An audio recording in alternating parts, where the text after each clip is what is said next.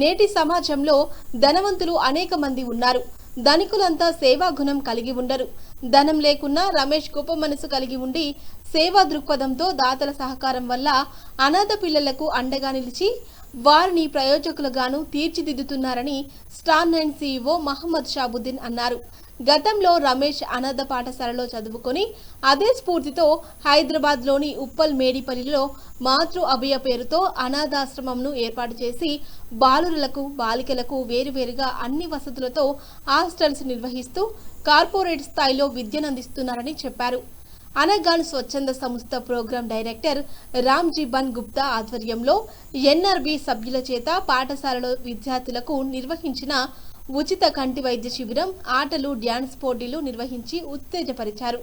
ఈ సందర్భంగా ఏర్పాటు చేసిన కార్యక్రమంలో CEO షాబుద్దీన్ ముఖ్య అతిథిగా పాల్గొని మాట్లాడారు. ఈ అనాథ హాస్టళ్లలో చదువుకున్న అనేక మంది నేడు ఉన్నత లక్ష్యాలతో ముందుకెళ్తుండడం అభినందనీయమన్నారు.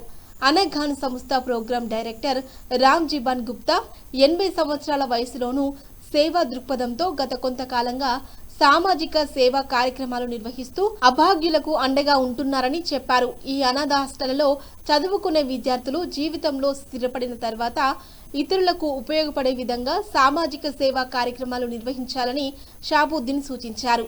ఈ కార్యక్రమంలో ప్రముఖ సోషల్ వర్కర్ GP రెడ్డి, స్టార్9 Boston special correspondent KVK Krishnamohan తదితరులు పాల్గొన్నారు. అవసరం ఉంటుంది. గుప్తా గారు వయసులో చాలా పెద్దవారు అయినా కానీ కూడా ఈ వయసులో 18 సంవత్సరాల కుర్రాడిలాగా పనిచేస్తున్నారు. గుప్తా గారు, మీరు కూడా ఈ వయసు వచ్చినాక కూడా అదే విధంగా పనిచేయాలి. ప్రతి ఒక్కరము స్ఫూర్తి తీసుకోవాలి. ఎందుకంటే నా దగ్గరికి 2 times 3-4 times వచ్చారు. ఫస్ట్ టైం వచ్చినప్పుడు కలిసినప్పుడు మా ఆంగన్ NGO మాది మేము కార్యక్రమాలు చేపడుతున్నాము, కవరేజ్ కావాలన్నారు. సరేలే నేను చెప్పాను. నేను తర్వాత మళ్ళీ వచ్చినాక మళ్ళీ అడిగారు, మీరు ఈ వయసులో ఇంత కష్టపడుతున్నారు, ఎట్లా సక్సెస్ చేస్తారు చెప్పాను. అడిగాను నేను. లేదు, నా వెనకాల NRB టీం ఉన్నది, తర్వాత నేను పని చేయడానికి ఎప్పుడు సిద్ధంగా ఉంటాను, నేను కష్టపడడానికి సిద్ధంగా చెప్పాను.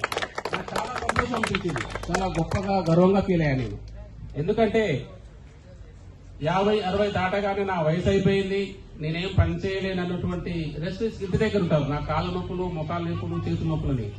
అలా కాకుండా తను ఒక యంగ్ బాయ్ లాగా కష్టపడి ఈ సంస్థను ముందుకు తీసుకెళ్లి ఇంతమందిని ఒక చోటకు చేర్చి ఈ కార్యక్రమం నిర్వహించడం అంటే మామూలు విషయం కాదు, చాలా గొప్ప విషయం.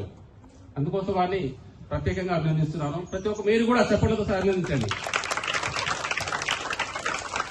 అలాగే మీ అందరి బుద్ధులు నేర్పిస్తున్నటువంటి రమేష్, అతను కూడా మీలాగే ఒకప్పుడు ఒక ఆశ్రమంలో చదువుకున్నటువంటి వ్యక్తి.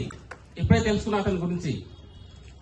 అతను కూడా నాలాగా ఇంకా ఎంతో మంది సమాజంలో పిల్లలు ఉన్నారు. వాళ్ళందరినీ కూడా ఒక మంచి భావి భారత పౌరులుగా తీర్చిదిద్దాలనే ఉద్దేశంతో ఈ సంస్థని స్థాపించి ఈ సంస్థ ద్వారా మీకు విద్యాబుద్ధులు నేర్పిస్తున్నాడు. అది కూడా మీ అందరు కూడా ప్రైవేటు పాఠశాలలో చదువుకుంటున్నారు. అంటే మీ అందరినీ తీసుకురావడము, ఒక దగ్గర చేర్చడము, ఒక హాస్టల్ తీసుకోవడము. రోజు మీకు 2-3 పిల్లలు ఉన్నటువంటి ఇంట్లోనే చాలా ఇబ్బందులు ఉంటాయి. ప్రతి ఒక్కరు తెలుసా విషయము, స్కూల్ ఫీజులని, పిల్లలకని, బ్యాగులని, పుస్తకాలని.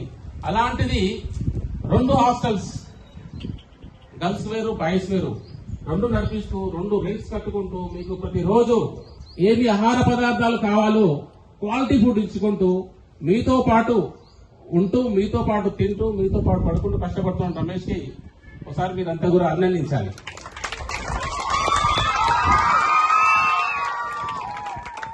మీరు కూడా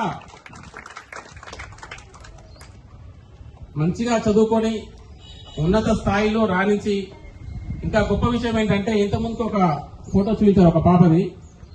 ఆమె ట్రిపుల్ మీతో పాటు చిన్న వయసులో వచ్చి ఇక్కడ చదువుకొని ఆమె ట్రిపుల్ ఐటీకి వెళ్ళింది. కొంతమంది ఇంజనీరింగ్ చేస్తున్నారు, కొంతమంది ఎన్ఐటీలో ఉన్నారు.